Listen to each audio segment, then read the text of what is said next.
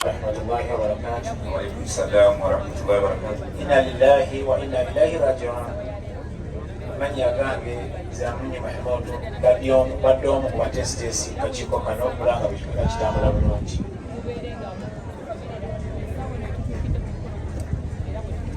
Balamusiza nnyo bakungubazi bannaffe bebale nnyo amannya atabalwaliza banaye bwe mutakubako mu ngalo abakulu abo mba munkoze bubi kuba omukolo guno bakoze ekyetaagisa okulaba nti gwera successful. Balamusiza basabali banyabo amanya agange Queen Florence badde omu ku batesitesi eviremuwummula mirembe.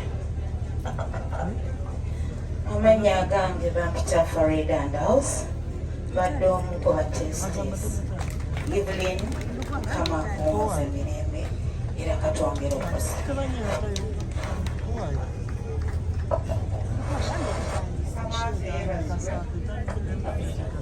Baganda bange abakisiraamu, assalamu alaikum warahmatullahi wabarakatuh. Wa alaikum salam wa rahmatullahi wa barakatuh. Kitalo nnyo kitalo ddala.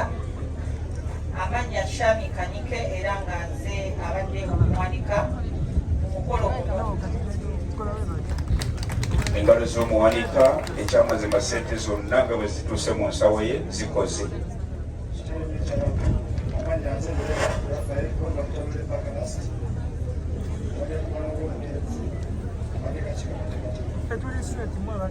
Nsaba engalo z'omwami eyo zibwatukire ddala ku lupaka lasiti tujja kujjukira ebbanga lyonna. Omukama mulungi ekiseera kyonna, omukama mulungi era z'embeera ze bwewa.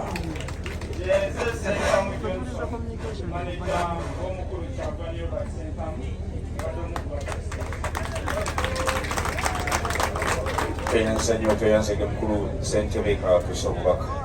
Tweyanza badisaba olukiiko olubane tulukubireko mu ngalo ez'amaanyi ennyo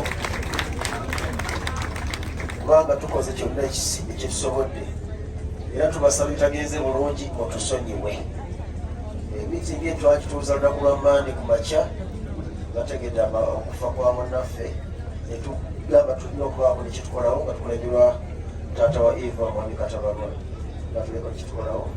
Omuntu atali wano nga tulina okuba naye nomuyita Mr. Kisemakula papa tali wano byamusanga bweru wa ggwanga naye tuba tukola awamu naye era ku kimu alabadde alina okubeerako. Mr. tweyanza nnyo seminna byosobola tukolera.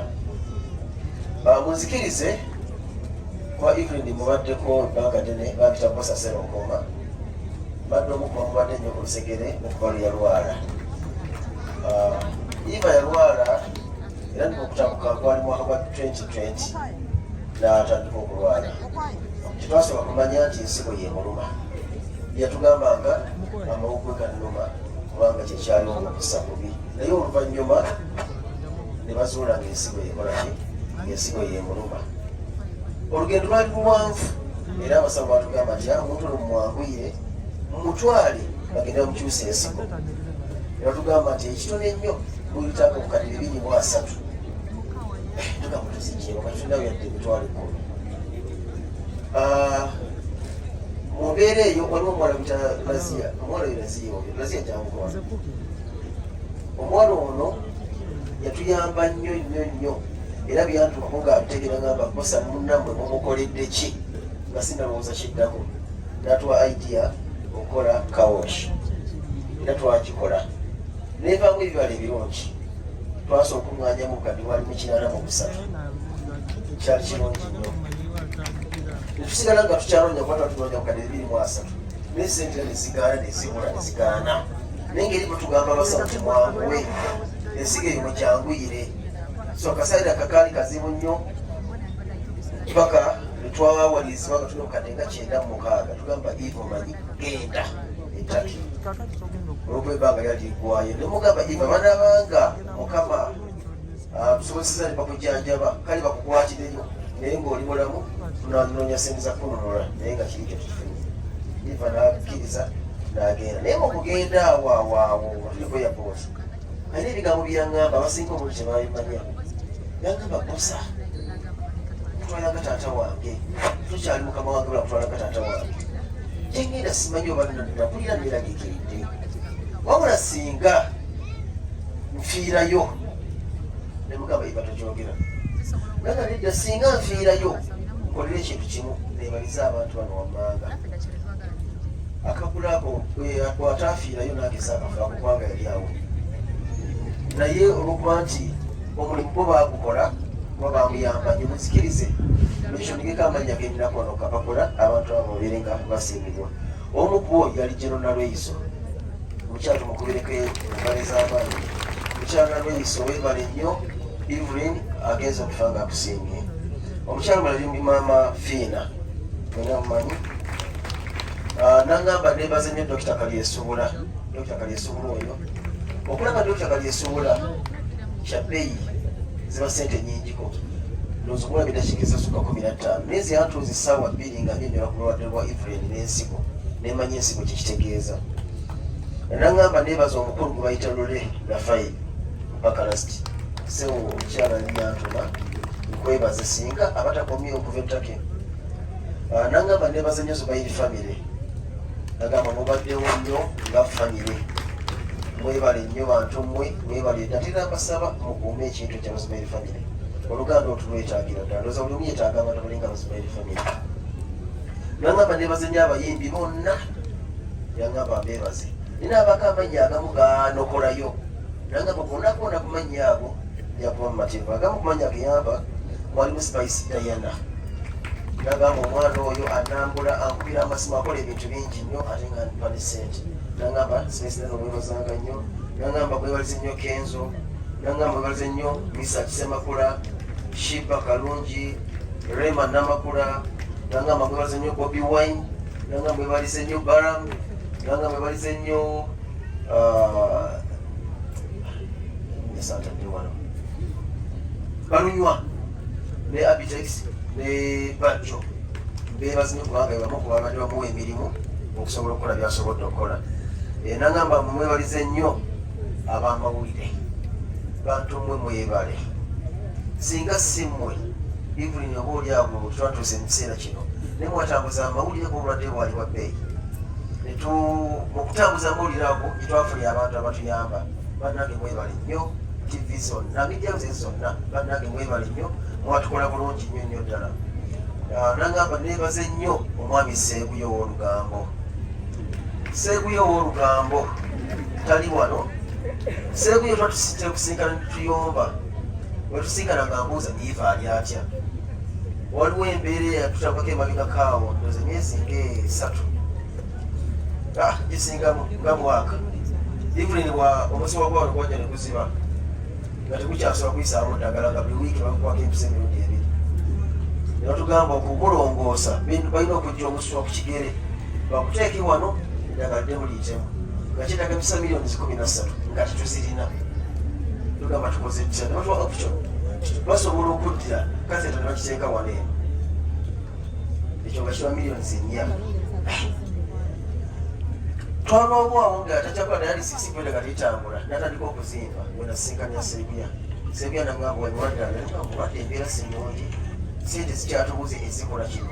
ate tutya okusabiriza abantu kyeka tubasabye nnyo nangamba osatusiruwala bamu amagezi omukozi singa afa ensi yonna egenda kunenya mugamba kati nkole ki nenkwata ekkubo ne mukyala Faith netugenda Kasavu yaliwo Isaac yaliwo nasanga Eve embeera gyalimu mbi nga n'okwogera tasobola naye nga Seeguya yina byantu nangamba genda omuteeke mu kamera mu mbeera yonna gyalimu ayogera ebigambo ebisoboka nenteeka Eve mu kamera mu bukambwe obungi nga ngamba nyamba sisobola sina maanyi tukireke abantu basabye nnyo nemugamba Eva tugume olwokuba abadde ampanya ekitiibwa yaguma nakkiriza tukikole naye twagenda tuyomba ne Faith owe paka waka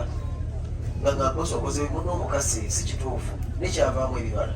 kubanga twatuteekayo amawulire ago sente twazifuna ez'okumulongoosa yakathete kugijjawo tebakiteekawa waneeno kubanga okuteeka mukathete ekyo kyatwala ekiseera kitono wana tenewatana wano bwatana ate nga balina okugijja wano ate bakiteekewa kati ezo zonna sente ze ziba zigenda mu ekyo obulwadde bwa Evelyn ebadde bwa bbeeyi ekitenkanika ne tweyamba ne Evelyn oyo ne mugamba Evelyn oyina erinnya ate ovuddeyo mu bantu bonna nze bali simanyi mulwadde bwansi wala kikitegeeza naye byonna bitegeereddeko gwe twefuule bambasada tweronde tukoyeko omulimu gwe tukola kubanga abamanyi ennyo ebyensigo batugamba nti ensigo teruma era buli ali wano yinza okubanga ensigo ekuluma naye nga tomanyi toyibira peyini yaayo ogenda okitegeera nga efudde eri ku stage 5 nga yonooneka dda wotegeerera ate osobola kumanya nti yeyo wabula erina ebirala organize endala zeyonoona so kibadde kingi ne mugamba tufuneyoko olukiiko lw'abensigo tufune abamawulire bajje yanjira abantu ku muganzi lwazza neneewuunya mulimu obwana obuto mulimu abakulu ennyo mulimu abanyirira ennyo naye nga bonna balwadde bansigo ne mugamba oliinga bwebituufu nanjira whatsapp group nga bonna kwebali gye babeeranga ekirundo neŋŋamba kyogambye ekyo kituusewa tiyesigo ekyo ekiri nga tulina okuddamu tufune miitingi endala tugenda okuddamu tuba ku miitingi endala ng'abamu ku byandaga bali balabika n'obulungi ng'era balwadde bwensigo okutuka bukotosi yabadde ku makya omulamu nebuddaku oyinza okubanga ofudde bwozi buno buli mule tulina okubaako nekitukola netutegeka ekivulu kyemwawulira ekyali ku muganzi bassa akyali kirina kubeerawo ng'ennaku z'omwezi 2 ogw'omukaaga 2022 that is last year bwe tukitegeka netukola omulimu gwaffe bulungi tuberwanako netufuwa netukola buli kimu ekivulu ekyo nebakisazaamu abamutima omwoyo bakisazaamu era tukolimira omukyalo oyo mukyala kuta mukyala kadduliri yali yajja naye yakisazaamu olwannamulondo investiments kyali kibi Evelyn okuba oti yaddamu kutereera nga lukaseera ngamba ekintu kyetwalakituliza ye kooti egamba ki okuva olwo twewuba mu kooti nabatubula ekisembayo paka essawo yaleero bagenda okumbikira Evelyn ng'ate era nina kooti tulya kooti mulimanyi mukasitoma minsinga kiba kiri nabadde n'okubuuka omulambo ngenda ate mu kooti era nakikoze nengenda mu kooti nenjoge ne state nategeera nensobola okukwata ekiri tukwasaganya bino so mutusabire omusango gwonna gutubuwangule olwokuba nti ebirungi byagwo oba oliawo oyinza okuba mukyebiyamba oba kasabu akyaliwo mu mbeera yonna naye tuwadde tukyali mu mbeera eyo ate era nga tutegeka okukolerayo ekivulu ekivulu kino kigenda kubeera nga ennaku z'omwezi 28 omwezi gwe10 gwe mwezi ogujja mwandisa akireta idea nagamba nange kosa mujje tulina kitukola omwana omukoleyo ekivulu kubanga muno obusente bwafuna ku show oba okumufuuwa tebumala kiseera ejja kutuuka nga takyayinza kumufuna ekiseera ejja kutuuka nga talina maanyi galinnya stage wera ebiseera ebisinga tukwatira mukwatira kumulinyisa stage ebitusomera tukoze tutya okutandika show ekivulu ekitandika okuteekateeka era ku lukiiko olwo abamu kubali wano mukwebali naye nonna batanzania baneekwali fifitha queen kwali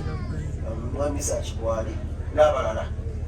bino byonna bibaddewo abantu ebibuuzo nebisigala nga bijja ekivulu kikyaliyo oba kyavuddeyo kubanga sente zinotunoonya Sachi sansigo tubayiza kujjanjaba omulwadde ate afudde tukole ki ebibuuzo badde bingi netugamba Evelyn alisa omwana wa Evelyn okujjako okuba nti alina waasula netalina kyalya kyabadde alya maama yabadde akimuwa nga bagenze ku lusho gye batabayise gye bataabatimbye gye bataabalanze naye ne basaba MC tuyambe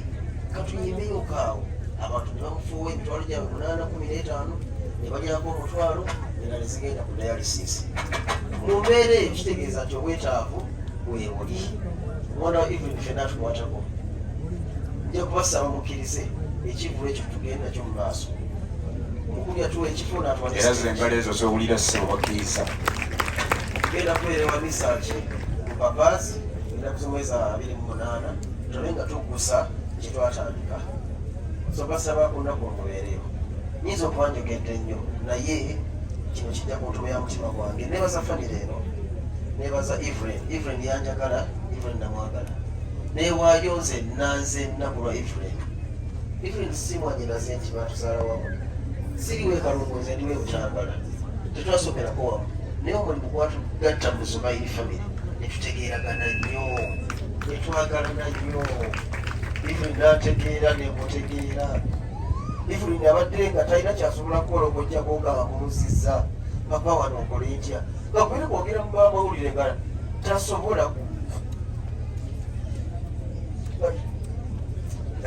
kale omuzannyo ssebo tweyanzeege era mu ngeri y'enjawulo katufune omukyala Ndawusa oyo olugoye omugenzi lwayambadde yamusaba n'amugamba yakwambala white era omukyala ono yakoze ku kyambalo ekyo mukwano gwaffe kyalimu. Farida Ndawusa webali nnyo webali ejjala. Katuleete bamaama bataata